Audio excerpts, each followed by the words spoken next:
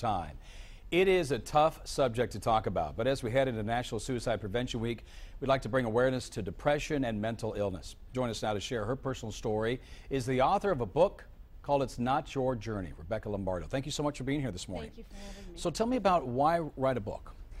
Well, it started because I personally have been dealing with bipolar disorder for 23 years. 2013 was a particularly low time for me, and I did attempt suicide.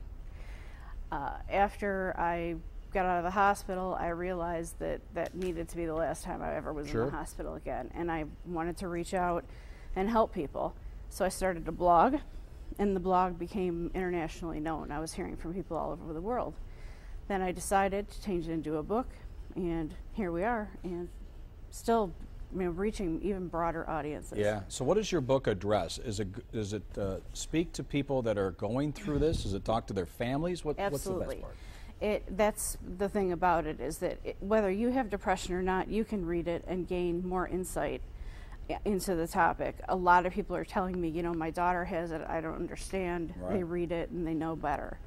You know, it's for everybody. It's my life. This book is all true stories of my life. Rebecca, I think it's interesting when we talk to people that have attempted suicide like you have, it's hard for some people to understand the depths of despair that people have to get to even contemplate that. Absolutely. So tell me, what was that for you that even had you flirting with the idea of doing that?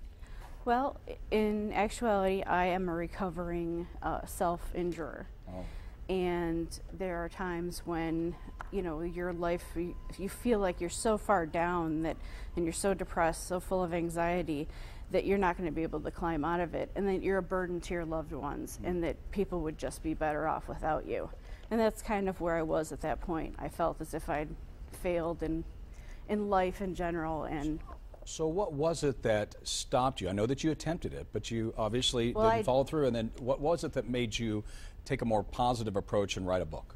Well, I did go so far as to hurt myself and take some pills. So, I mean, I was there, but I got to the ER, and, you know, they took care of it from there. But what got me to realize that this was the end of it was initially my husband, because just the look on his face when we're in the emergency room and he doesn't know if I'm going to make it.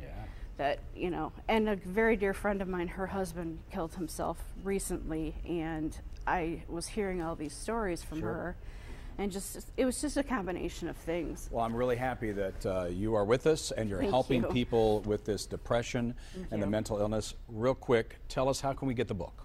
Well, there's a couple of different ways. It's on sale on Amazon. You can get a paperback or Kindle. And I also have a website, www.rebeccalombardo.com. So you can get it there as well. Rebecca, thank you so much. Thank Appreciate your time. Thank you very much for having me. You bet. Stay